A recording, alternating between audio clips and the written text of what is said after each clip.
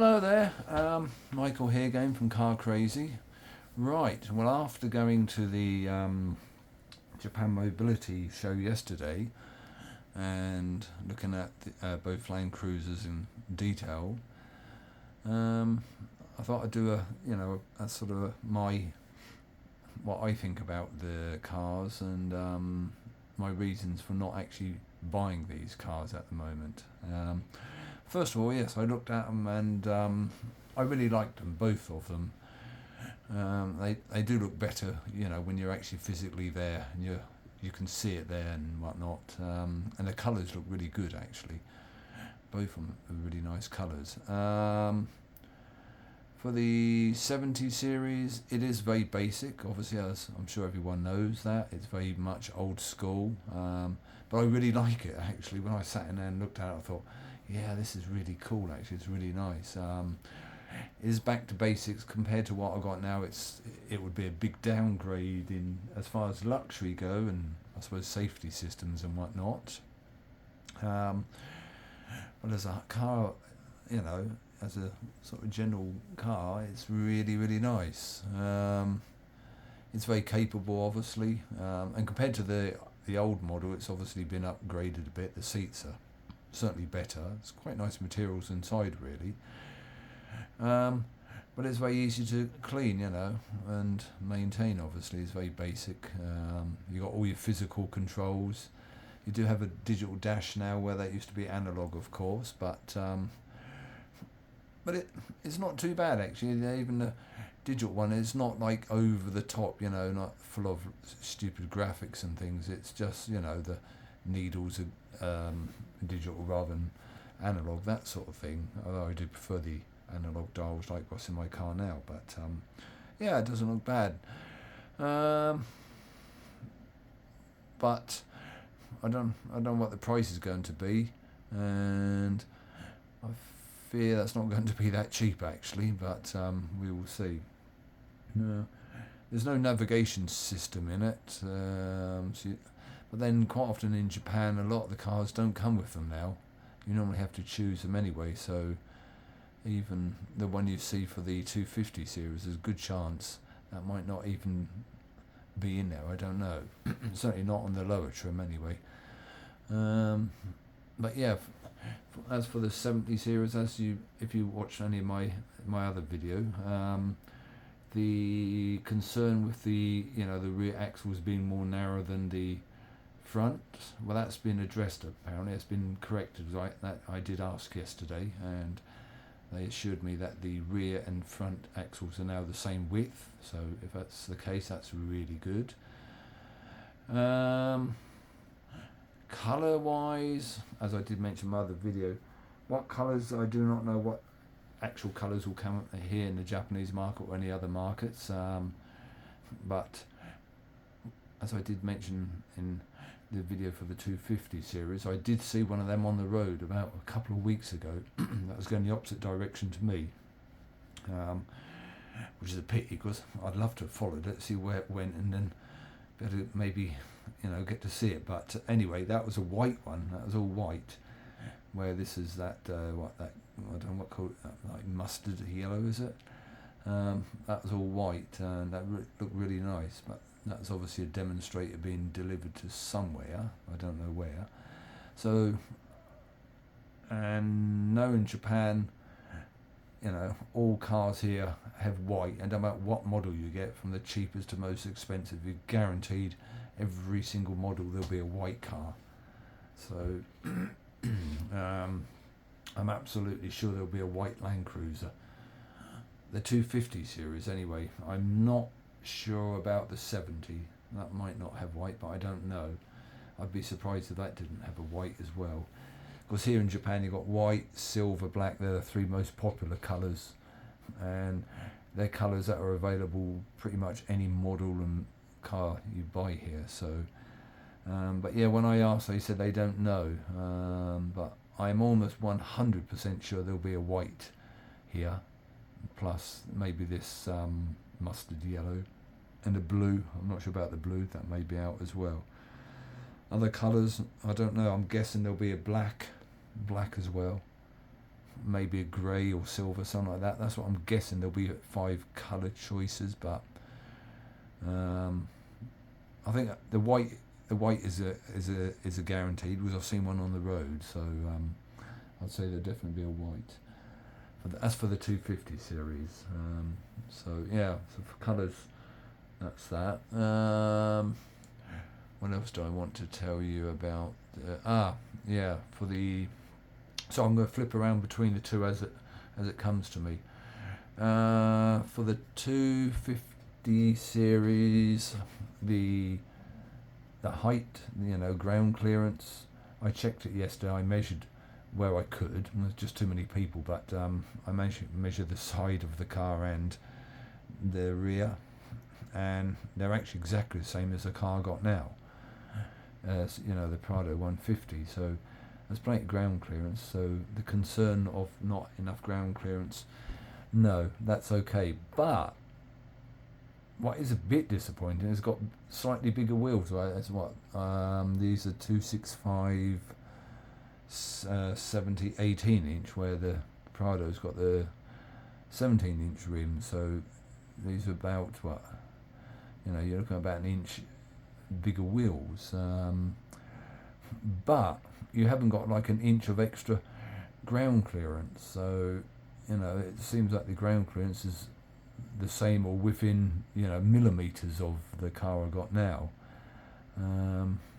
So while it looks cool, it looks nice with the bigger wheels, personally I see a bit of a disadvantage, because you've got bigger wheels and it's going to have the same 2.8 litre diesel engine, at least here in Japan, turning bigger wheels, which means it's a bit more work for the engine for one. So I would say it's going to be a little less efficient, and it's a bit more sort of chunky looking, so less aerodynamic, I would say, than the 150 series, but I don't know for sure about the aerodynamics of it. But so yeah, you've got bigger wheels that has to turn, which in theory is going to drink a little bit more fuel. So I'd guess it will be a little less economical, but I don't know.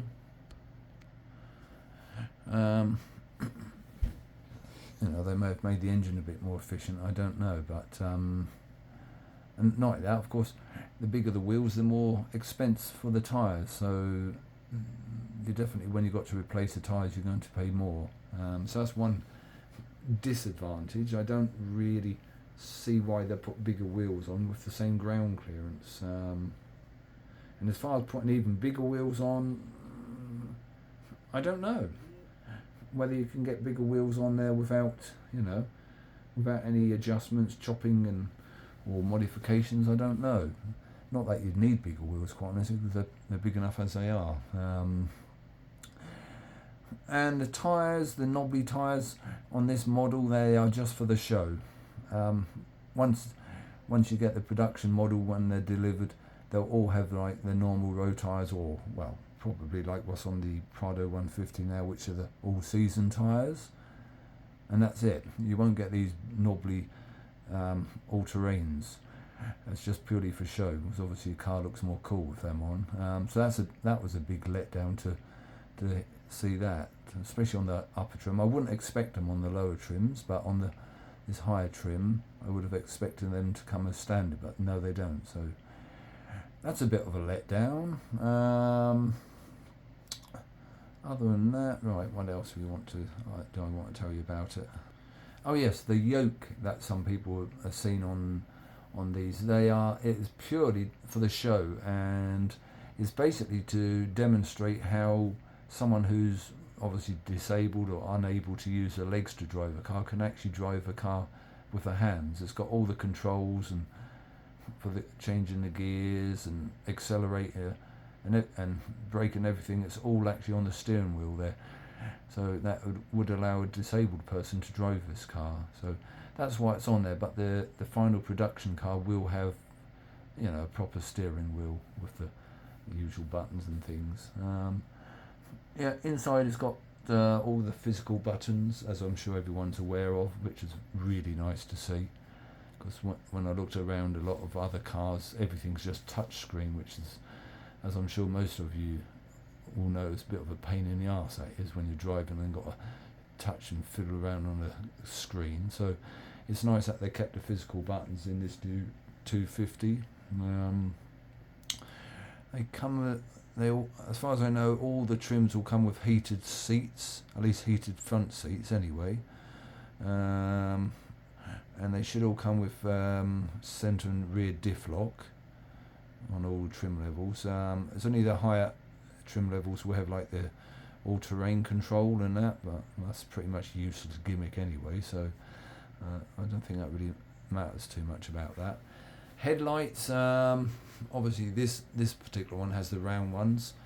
Again, which model we'll get here in Japan, they wouldn't tell me whether we'll get the one with these round lights or the square lights. I don't know. But looking at it, when I looked at it yesterday, as I thought the other time when I looked at the pictures and videos of this, the headlights are probably interchangeable. It looked to me, even if you want the one with round headlights, but you can only get the square, there'll be aftermarket parts or coming for these where you can change it, change over to the round lights. That's my guess anyway, looking at it. So that's quite good. As I have mentioned in other videos, the bumper, it's very much looks like component parts, so that's really nice. So yeah, if you whack your bumper on something, you've probably only got to replace part of it rather than all of it, like on the Prado 150 now. If you damage that, that's it. You've got to replace the entire bumper. So, and it looks nice with these chunky parts on like that, but there's a lot of plastic. If anyone seen my previous video where I was at the motor show tapping the bumper, that everything is plastic, all that black, everything, the grille, the front part of the bumper, it's all just nothing but plastic.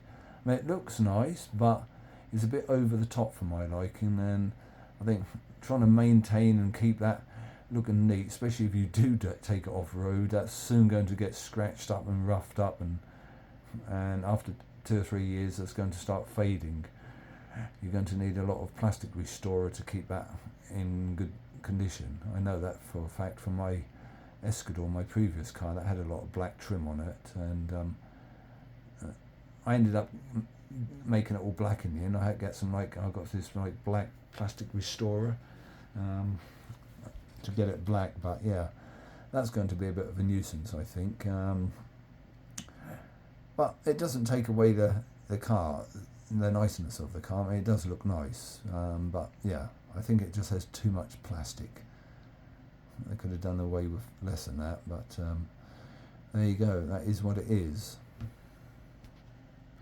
Okay, flicking back to the 70 series, did I mention ground clearance? No, not yet.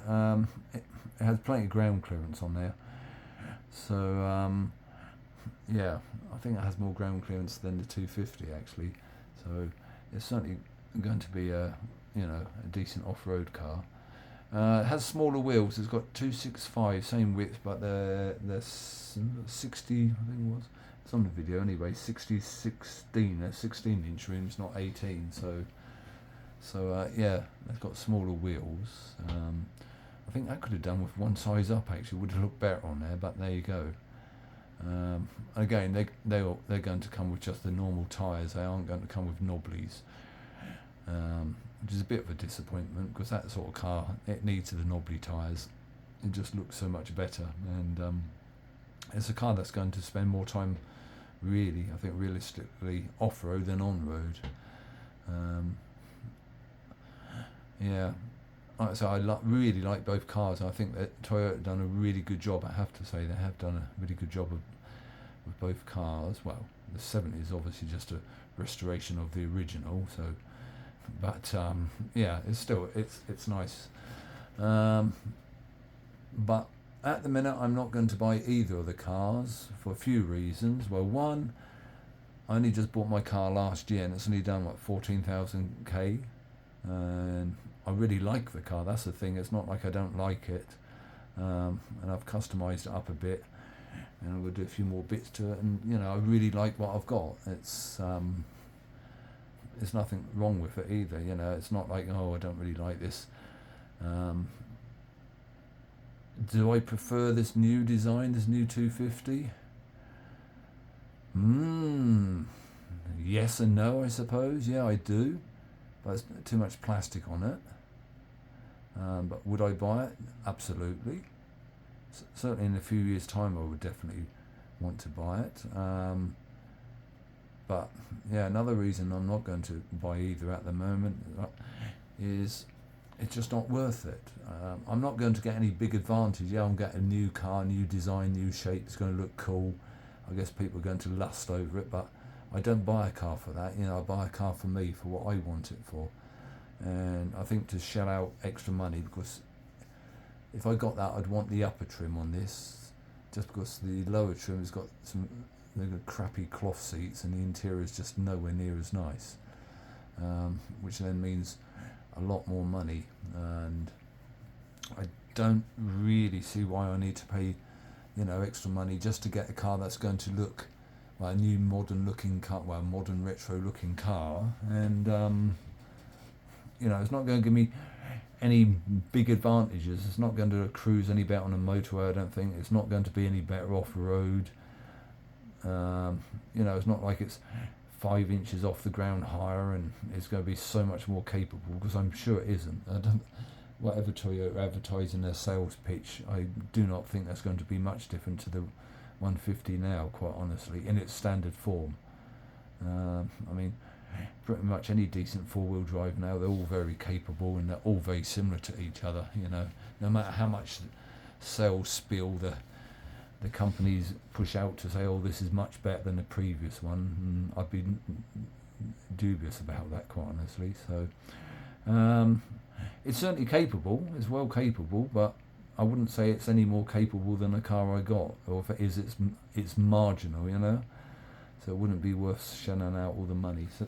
So yeah, and the 70 series, I'd expect that to be cheaper than the 250 series, because you just haven't got nowhere near as much luxury and stuff inside it, so it ought to be a lot cheaper.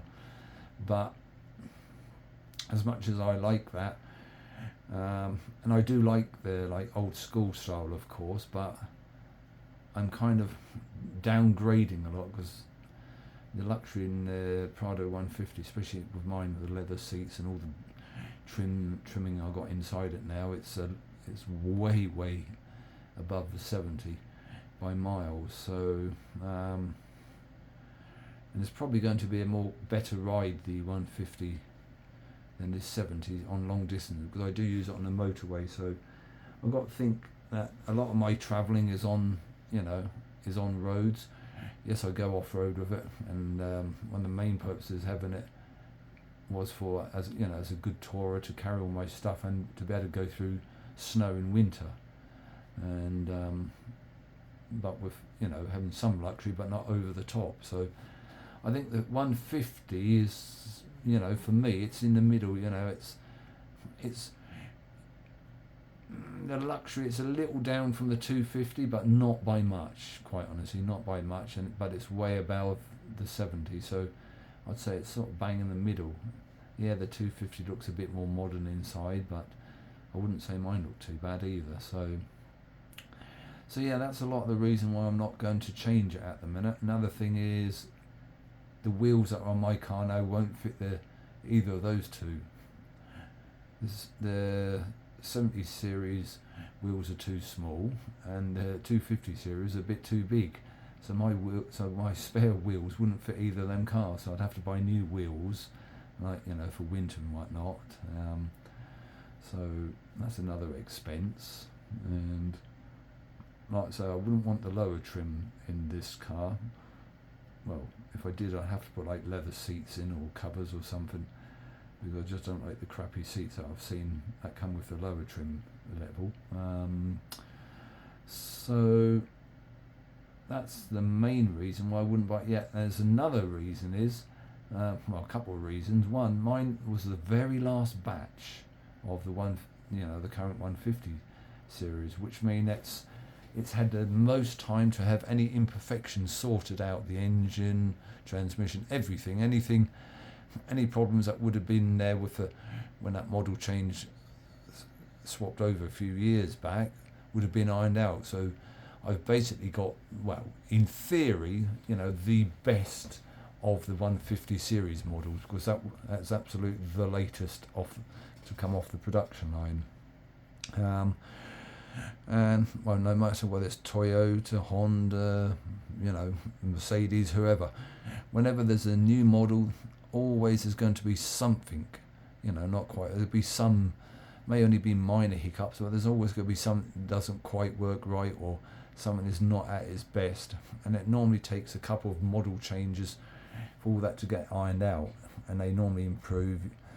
They tend to tweak the interiors and other things as well.